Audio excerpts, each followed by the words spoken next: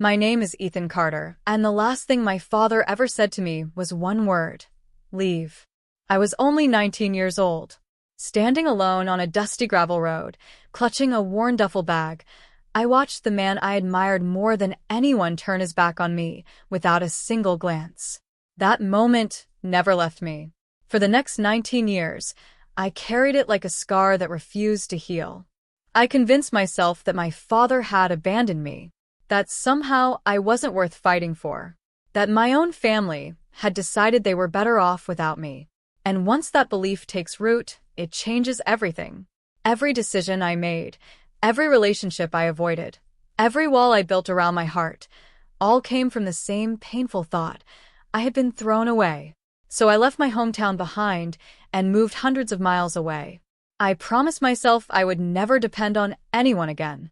If people were going to leave eventually, I wouldn't give them the chance to get close enough to hurt me in the first place. Years passed. I buried myself in work. By the time I turned 31, I had built a reputation as one of Montana's most trusted large animal veterinarians. When ranchers faced emergencies in the middle of the night, when storms threatened livestock, when everyone else panicked, I stayed calm. Handling chaos had become second nature to me, maybe because I'd been living with my own kind of chaos for years. The night before my life changed forever, I was helping deliver a calf during a violent thunderstorm. Rain hammered the roof. The wind howled outside. And after the calf finally took its first breath, the rancher wrapped me in a grateful hug. Tears filled his eyes as he thanked me. That's when a strange realization hit me. People needed me. All the time. They trusted me with their livelihoods. They called me during their worst moments. But very few people had ever truly loved me. At least, that's what I believed. My Aunt Martha, the woman who stepped in after I was sent away, often joked that I collected excuses to avoid family gatherings the way other people collected souvenirs. She laughed when she said it. But beneath the humor, she understood something most people didn't. I wasn't avoiding family events. I was running from a past I never understood. That summer, she finally convinced me to take a break. She invited me to join the family at a beach house on the North Carolina coast. After years of nonstop work, I reluctantly agreed. For the first time in almost a decade, I allowed myself to slow down. The house was alive with laughter. Children raced through hallways. The smell of grilled seafood drifted through open windows. Families gathered on the deck as waves rolled in from the ocean. For a while, it felt peaceful, comforting. But every happy moment also reminded me of something I'd lost. A family that once felt like mine. One evening, while everyone sat around the dinner table, my youngest cousin asked an innocent question. "Ethan, when are you going to visit the old family farm? I've seen pictures of it at Aunt Martha's house." The room instantly went silent. Not the normal kind of silence. The uncomfortable kind. The kind that makes your stomach tighten. I looked around the table. Everyone suddenly seemed interested in their food. No one answered. Then I noticed Aunt Martha. The expression on her face changed completely. For just a moment, fear flashed across her eyes. Without missing a beat, she quickly changed the subject. Everyone followed her lead. But I couldn't stop thinking about it. Something wasn't right. Much later that night, after everyone had gone to bed, I found Martha standing alone by a window. She was staring out into the darkness with the same troubled expression. The look people get when they're carrying a secret too heavy to keep hidden. I wanted to ask her what was going on. Instead, I told myself I was imagining things. So I left the house and walked alone along the shoreline. The ocean was calm. Waves rolled softly across the sand. The cool night air felt peaceful. For the first time all day, my mind finally started to quiet down. Then my phone vibrated. A text message. Unknown number. I opened it. There was only one sentence. "Fly home immediately. Do not tell your parents." I frowned. Parents? I hadn't thought of those people as my parents in nearly 2 decades. At first, I assumed it was some kind of mistake.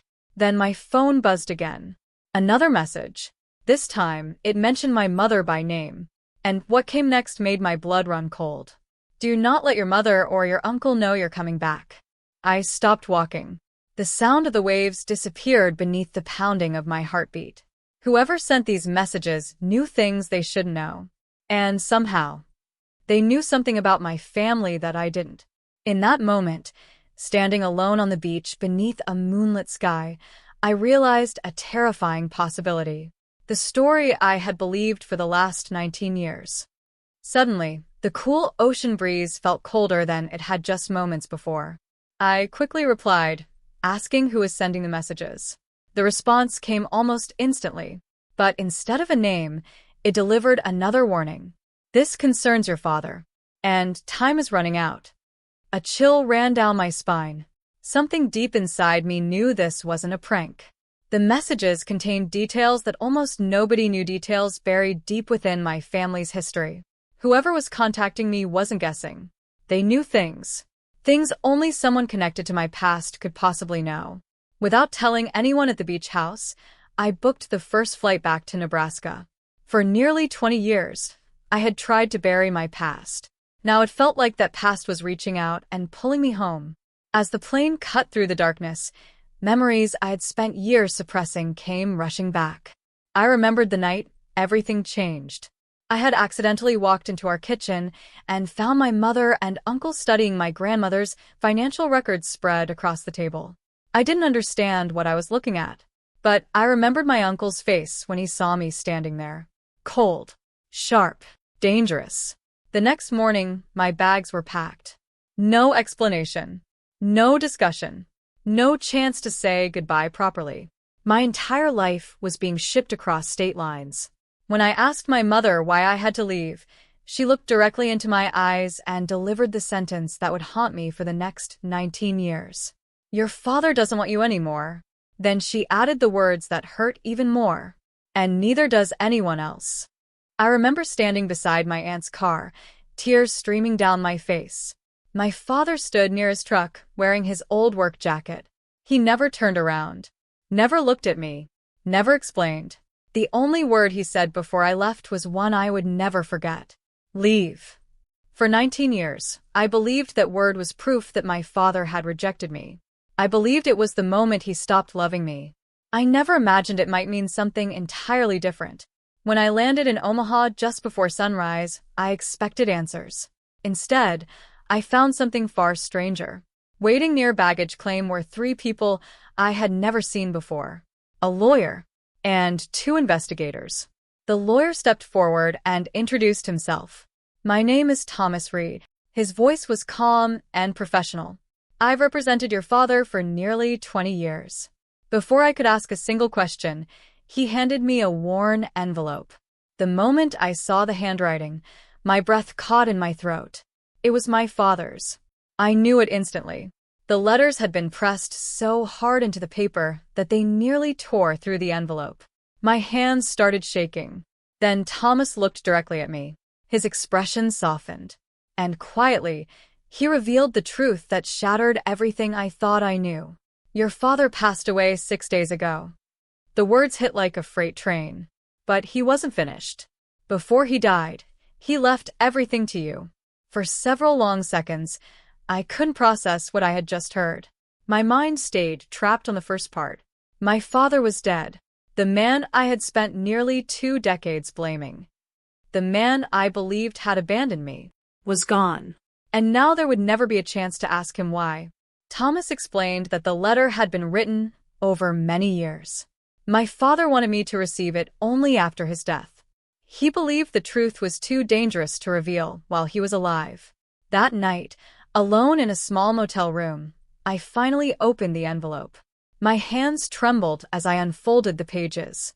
Every sentence revealed a father I never truly knew, and a sacrifice I had never understood. According to the letter, the night I saw my mother and uncle examining my grandmother's financial records was the moment everything changed. My father realized I had accidentally witnessed something they desperately wanted hidden. Something criminal. Something dangerous. The letter explained that my uncle had been stealing money from my grandmother for years. Slowly, quietly, carefully. And when I saw those documents, I unknowingly became a witness. My father believed that keeping me nearby would put me in danger.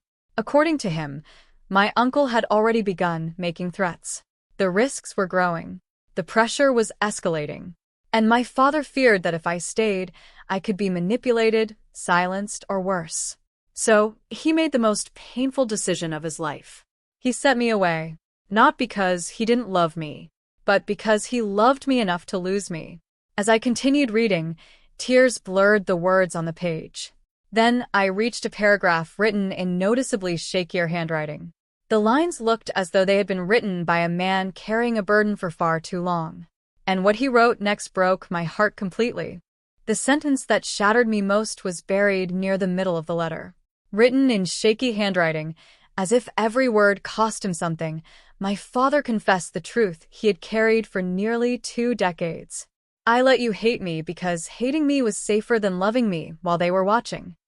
I stared at those words for a long time, again and again, unable to breathe, unable to move.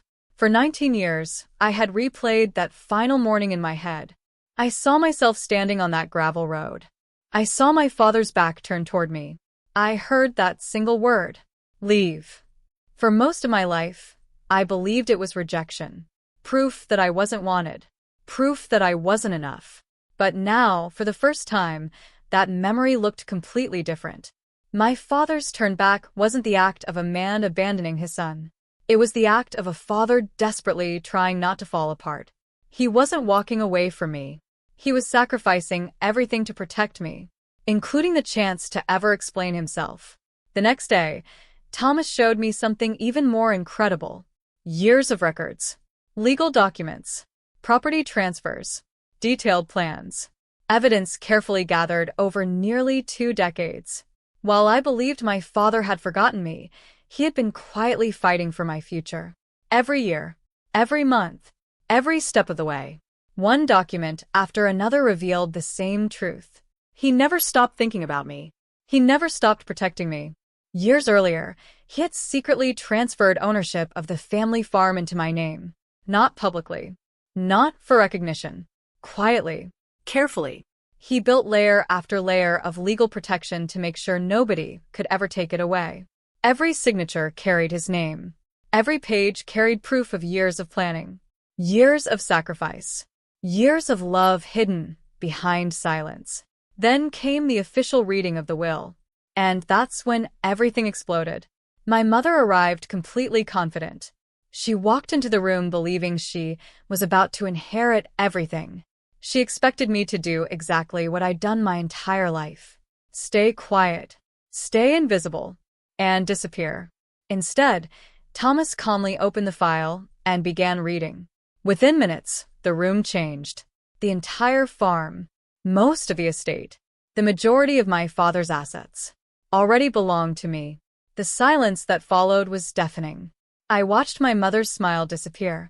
Confusion replaced confidence. Then disbelief replaced confusion. No. She shook her head repeatedly. This isn't possible. Her voice grew louder. The documents are fake. The signatures are fake. Someone forged this. But the evidence was overwhelming. And then things got even worse for her. The investigators stepped forward. They revealed that an ongoing financial investigation had uncovered years of suspicious transactions connected to both my mother and my uncle. Suddenly, the foundation of every lie they had built began collapsing beneath them.